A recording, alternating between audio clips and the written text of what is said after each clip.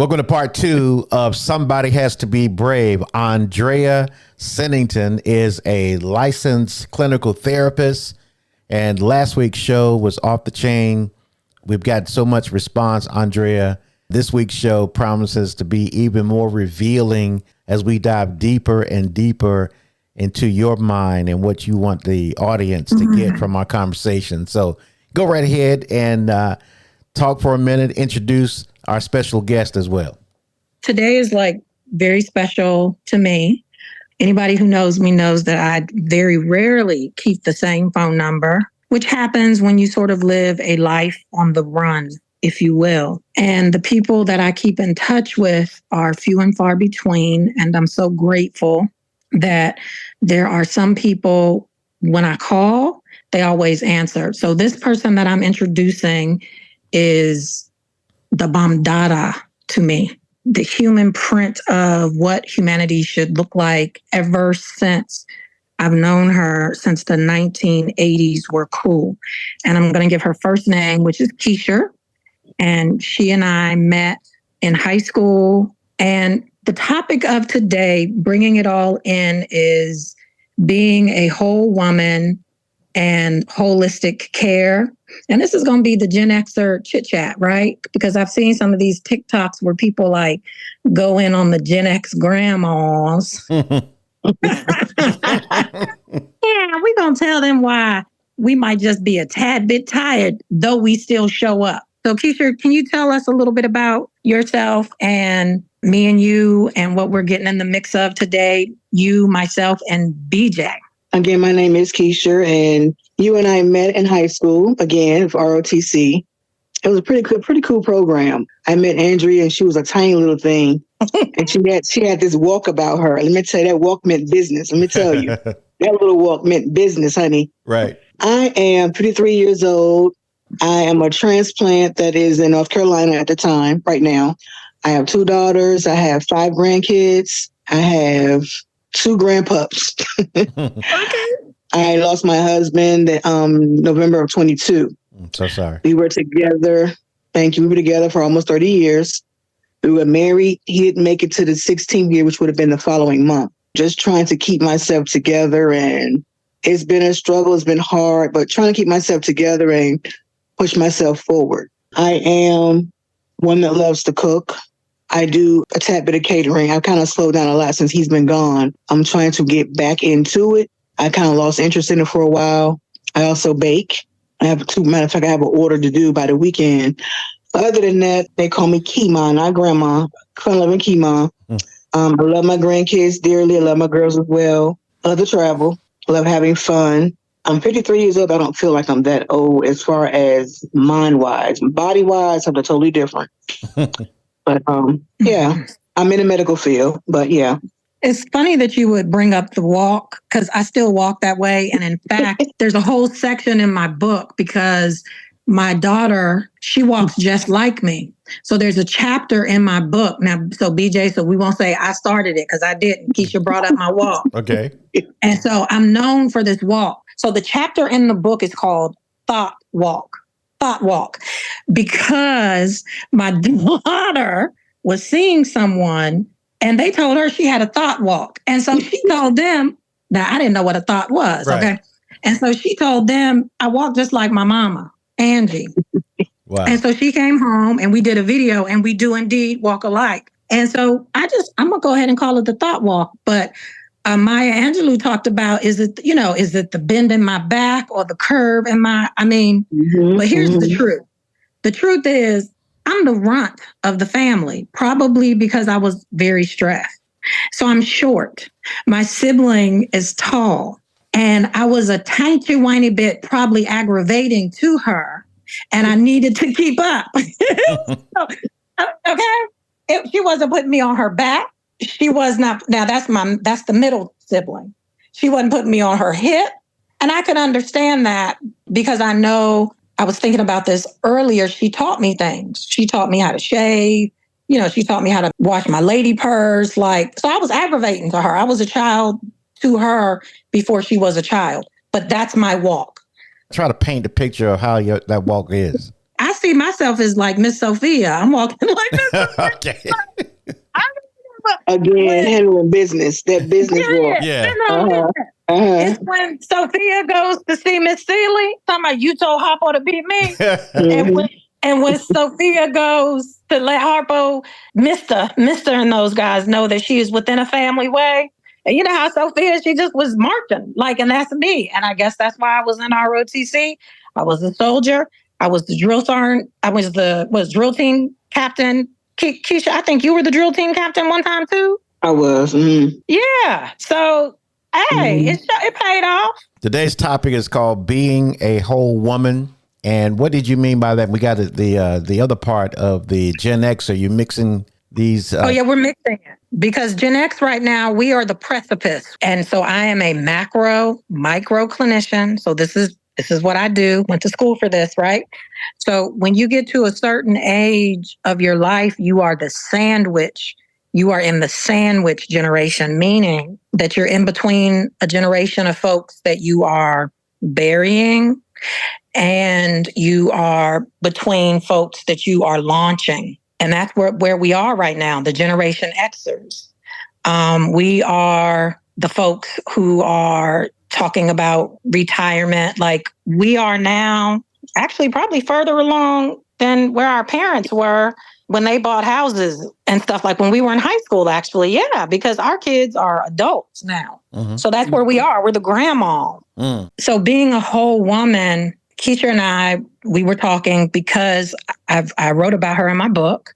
She was shocked. And then finally past weekend, we had a chance to talk. Do you want to talk about that at all, Keisha, or? I always tell my kids and my grandkids, you never know what someone's going through behind closed doors. Because on the outside is one way. They could walk a certain way on the outside. Once they get behind those closed doors, the walk just totally changes. You never know what someone's going through. That saying that there's always someone going through worse than you is a true saying. It was very touching. It was touching, and you about had me in tears because I just had no idea. Like I said, you just never know, looking at a person, what they've gone through or what they are going through. To me, it's always important. You said I was a sociable person when I was in school, and I still am. So basically, I treat those how I want to be treated. I'm a caring person, but don't get it wrong, because you tick me off. I'm gonna bring out DC. Trust me. I don't know. I guess I'm a very compassionate person. Someone said I was a missionary, but I was told I should really be in the pulpit, a preacher. I don't see that. I didn't see that, but talked to my pastor back home at DC, and he kind of gave me some insight on that. But yeah, someone said as a missionary, being there for other people, helping people, just talking. And it's funny because I have a lot of younger friends that may be like 5, 8 years younger than I am. And I seem to always get a call. Well, let me ask you a question. Or what do you think about this? Or what do you think about that? Real quick, I had a girlfriend upstate. I hate to say that. To me, it felt like she had to have a man in her life at all times. So she would call me a lot, 2 o'clock, 3 o'clock in the morning. I would answer the phone. So that one last time I told her I would give her my advice, my opinion, and I'll let her run with it. So that last time she called, she was in a frenzy. I said, listen, I'm going to tell you this, and you can take it how you would like. But if you don't want to take my advice or my opinion, quit calling me, because you're going through a vicious cycle for no reason at all. There's no reason for it. So if you want to continue to have these men run over you, over, under, however you want to do it, that's on you. But at this point right here, I'm saying to you, don't call me anymore with this nonsense. And it was very frustrating, but you really shocked me that day.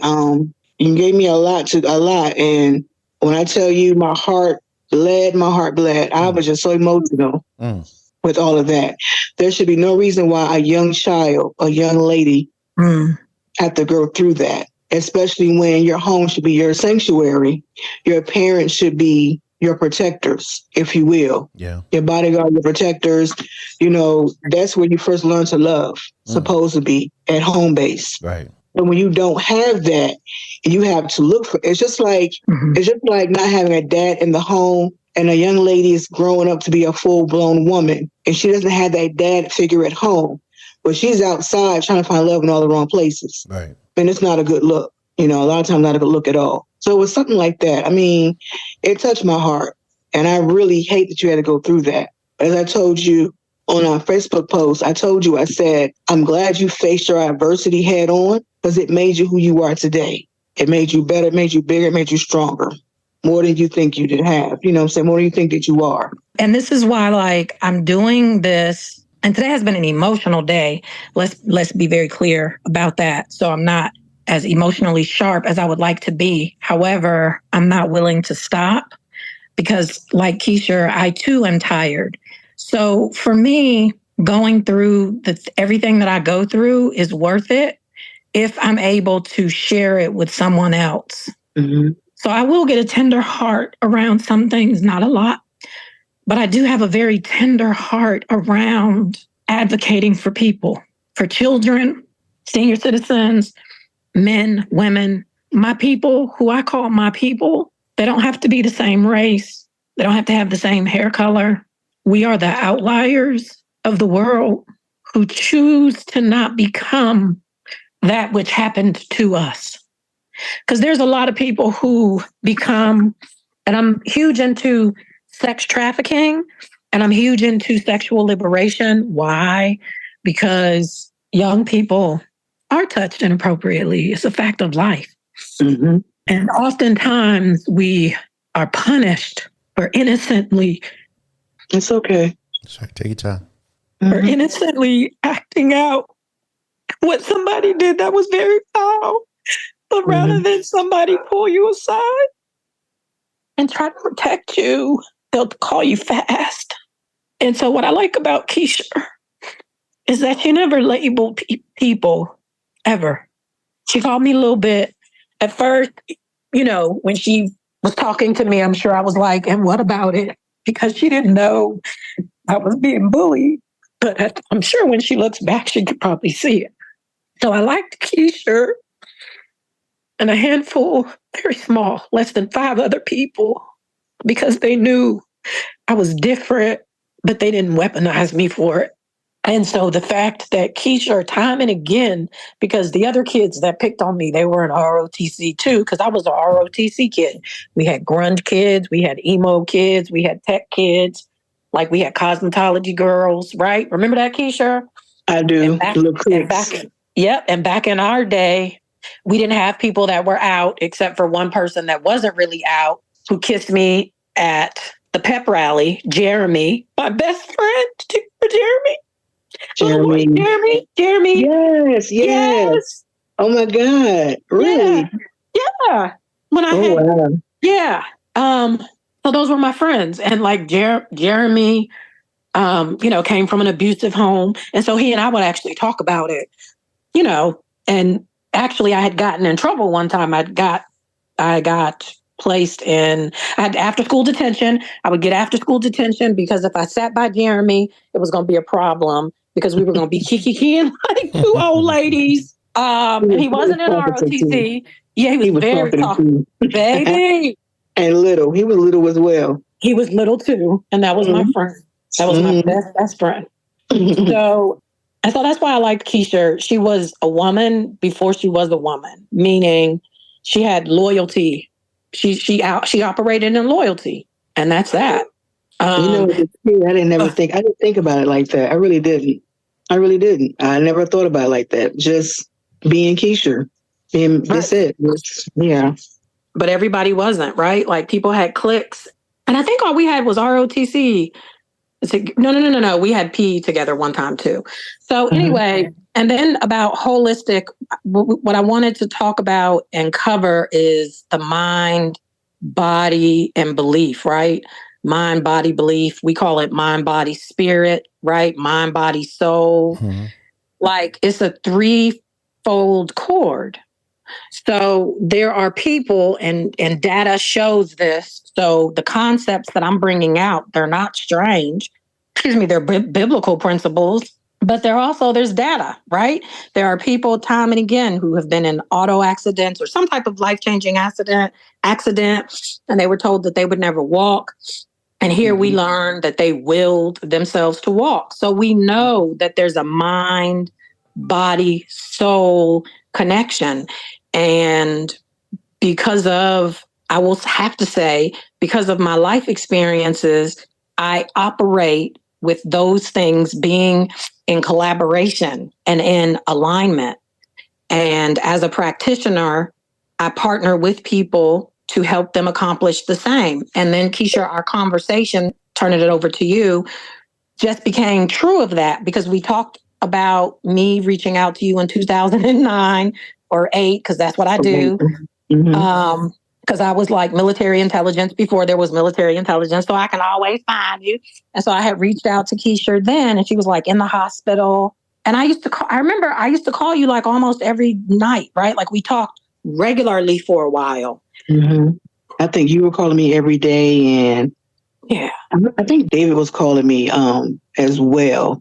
Right. And like for a few weeks, he was calling me about every day.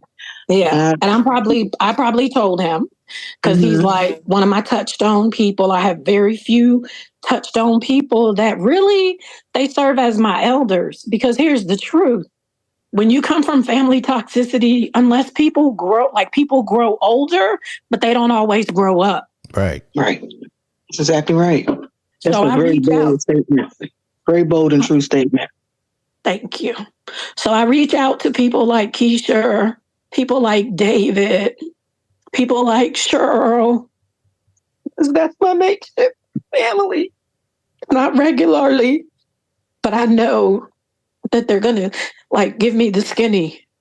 And I'm just going to say today I'm very emotional because I've been trying to launch this podcast for a long time, and I've paid people significant amounts of money. And today I realized that I paid somebody yet again like $3,000 and they haven't like made a move. And that's okay. But rather than them acknowledge that I figured it out and the jig is up, they knew about my past because I'm not embarrassed about that. And they decided to want to send me a message to say that they're going to contact my boards to let them know about me having been suicidal. And I'm disgusted. I'm disgusted. And I want people to be clear that if I share a truth with you about me, I'm beyond that point in my life where you can weaponize information about me that I shared with you about me. Wow. And I wanted to not show up tonight, but I've been working with them for a half a year. The other person I have been working with since 2022. And so I don't want to keep waiting because I'm tired. Like, I'm only wanting to pass information that might be of use, right? And then go somewhere and, as my grandma would say, sit down. Wow. I'm so sorry to hear that somebody took advantage of you in that way. Right. Oh, yeah, they tried. But like I told them, I was focused because that's one thing is true. Keisha will tell you, that walk will tell you, a girl stay focused now. When she get focused, that's all she wrote. So, it's just sad because I'm here to do this message because I know people who come from those type of beginnings. Yeah. I want to ask. Okay, go ahead. I wanted to ask Keisha a question. When Keisha was saying that you kept calling her and then the other gentleman was calling, what kind of person do you have to be, Keisha, to take on that type of responsibility when people are reaching out to you every day like that? Because a lot of people will be like, okay, now you didn't call me like 3 days in a row, but but you just keep, you know how we are now. You done called me 3 times now this week. Now, come on now. But what kind of person, what kind of heart do you have to sit there and listen to the pain? But see, I was calling her while she was, for her to be well. Yeah. I almost left out of here. Yeah. Yeah. Yeah. Right. On the other end of that, we're referring to that girlfriend. I guess an open heart, a good heart, a selfless heart, compassionate heart. Like I said, I don't have a problem answering the phone, but if you're calling me for advice or an opinion as such, and you're not going to do anything else about it, period, then I become bothersome. That's bothersome. It's very bothersome. And I get aggravated. Man, it takes so I have a lot. word for those kind of people. What is that? They're called ask holes. They're ask holes. Oh, yeah. Yeah, precisely. So since I came out of the hospital in 2008, the doctor said to me, he said, "You are stressing about something. What's going on with you?" I was so swollen within my neck area. and they couldn't figure out what the problem was. So he just said, and they almost wanted to trach me, and I was so against being trached. And he said to me, "What's going on with you?" He didn't know me from a can of paint. I was just there as his patient. Mm-hmm. And I knew what it was. It was home life. I was going through some things and I was stressed out. I was stressed. My husband at the time were arguing a lot, and it was a lot. So I say that to say this. At this point in my life, I am not as... I was told in school that I was a mean-ass bitch. That's what I was told. Wow. And I said, well, thank you. I said, because that lets you know that I'm not going to pick any crap off you or anybody else. That's why I liked Keisha. So she gave 0. That's right. F's. So because of that, I'm like I'm just no nonsense kind of person. So I think I got a little bit softer. My daughter told me, she said, Mom, you done got soft, in reference to helping her raise her son. And I about called her a whole bitch. This is your kid, not mine. I'm just the backup. Shit, the hell, I'm the backup. That's not my kid, that's yours. I've raised mine. That's funny. Matter of fact, my baby is 31. So yeah, I'm done raising kids. I'm helping. I'm just the backup. I'm the assistant. That's it.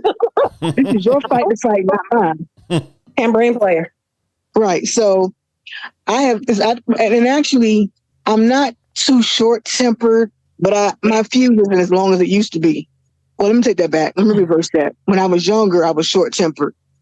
I had a nice attitude and I was very quick-tempered. As I got older, my husband gets so mad at me because I would say to him, it's not that serious, honey. It ain't that serious at all. Right. It's not. Get down. So it takes me a while to get ticked off or to get angry with someone about something.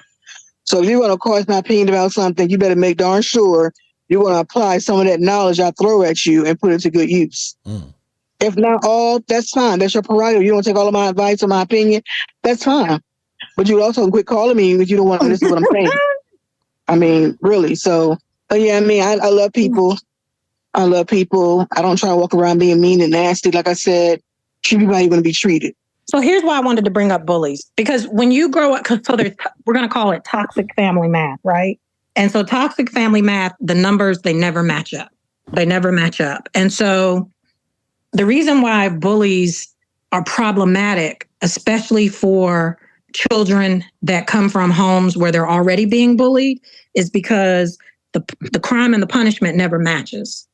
So you have to So you don't have when I say things such as I've not had a childhood, which is common among, if you are the 1 in 4 that comes from an abused home, because you're parentified, right? Because you are made to do adult things like at Christmas or holidays that are supposed to be child oriented. You don't get to get your gifts unless you give your parents coffee. And if you give them coffee, it may not be there's always a stipulation, a consequence, and a punishment that doesn't match. And so you just get to a place where you stop engaging, right? Like, I'm not going to ask you for anything. So I just wanted to bring that up. So something like bullies to, a regular kid might not be a problem, but bullies to a child who's from that environment, huge problem, which is why, again, I'm creating this platform to go into schools, to go into court systems, to go into jail systems, college systems, government county offices, to train people, right? That you might be working with a zygote. Like, if you can't help a kid or a person who's in need, don't give them extra hell. If you can't help them, don't hurt them. Right. That's the point. Right. Give them the proper resources to get the proper help. You think we do more damage when we try to do something like that? You being a clinical therapist, sometimes people don't know what to say when people have faced like trauma like that. Mm-hmm. Right. Then they shouldn't be working with those people. BJ, thank you for bringing that point up. Thank you. People. So here's this. We had a brief conversation. We're not going to go sideways into it about cursing, right? Language is important only to the person who's using the language. It's a tool, right? Right. That's it. It's a tool. So sometimes you have foul-mouthed kids who are some of my favorites, I want to add. And they're foul mouthed, which they're called rude, they're called truants, they're called trifle, like they're called everything. But no one asks, why is that your language? Right. Because if you have a child who, this is going to be heavy for just one moment. If you have a child who's being introduced to sex at a young age, they're not going to say, we're having intercourse, darling. They're not going to say, I am grooming you so that I can touch your breasts. No, they call those body parts pet names. And so you have kids who come and say stuff like, whatever, like, bleh, it's just whatever. Yeah. And so as the recipient, sometimes, especially people who are in helping professions, they're like, oh, now you just told them that they're not in a safe place. Right. Thank you. So it's important to be trauma informed and not be a person who's into trauma porn. Because trauma porn is a thing. If it were not, reality TV that is scripted wouldn't make so much money. Soap operas wouldn't have been around for as long as they have. Exactly. That's powerful. Thank you. You corrected me so beautifully. I wasn't trying to correct you. No, but I thank you. I thank you for that, because you have no right to tell somebody that the way they're communicating with you is not their experience, because what you do is shut them down and you don't allow them to get it out because you're being judgmental because maybe you don't like the way it sounds. It sounds harsh coming through, and hey, you ain't got to use that kind of language, but that's their trauma speaking. But imagine how it felt, though. But imagine them having to hold all that in. Boom. Holding all that in. And a lot of children, because of that, are suicidal. And some of them will go into their plan of committing suicide and leaving here at an early age for no reason. When all it took was someone to listen. That's all it took. Wow. That's good, y'all. That's it. Good. And this is why I'm doing what I am doing, because the numbers for children, and particularly when you add into it systemized racism, you add into that the Henrietta Leaks, the attitudes that folks of color have towards medical systems because they're not always set up for us to win. The numbers for Black and brown folks leaving this planet, although it's not being talked about, is at an alarming high. This is why I'm doing this. This is why no matter what people say, like that person earlier trying to say I was mentally disturbed, that made me giggle. Number one, I have a whole psychiatrist and a whole therapist. Number two, I have medical licenses, so I'm not trying to lose them. Those are my livelihood. I worked many years, student loan debt, $250,000 to get that. But this is what I got from that, because I went within and I prayed, because it's mind science. That's all we're doing, mind math. Let's make mind math normal. So I went within and I said, I get to make a decision. I get to make a decision. If I decide to not do my podcast tonight, I've allowed this person to have way more space and time than what they need. When there is a child, a person, a human that might be on the brink of suicide, which is why I'm doing this. Because if you can look at me and think I'm crazy, I don't care, call me what you want. But what you'll never say is she didn't make it out. I don't care what you call me, so long as you say resilient. If I'm resilient, you can be resilient. Because God is not a God of there is no respect, no favor, no favoritism. Right. God is not a respecter of what? Persons. This is why I'm saying this message. So if y'all got to know a little bit of my life to open up your eyes, okay, I'll be that. I'll be the poster child for that. I don't mind. That's good stuff. It's true. And this is why I've taken beatings. I've taken beatings from at home. I've taken beatings at school, because I am going to always look for the truth. And here's this. If your lie intersects with my truth, That's the only time it's going to be an issue. And it's not going to really be an issue. I'm still going to continue to speak my truth. But I'm no longer allowing people's lies to be my truth. And I don't have to damn you for that to be so. We don't have to be tussling. Both of y'all taught me today, and I appreciate it so much. I'll never make that mistake again. I'll never make that mistake again. That helped me. Thank you so much. No, thank you. Thank you for. Thank you as well. For like you're the armor guard, right? Like I reached out to you, you picked up the torch, and I'm grateful. And now if anybody has any question, like, this is the purpose. I've been a mandated reporter since I don't remember not being one. I went to school to be a teacher. Like, I knew in third grade I wanted to be a teacher.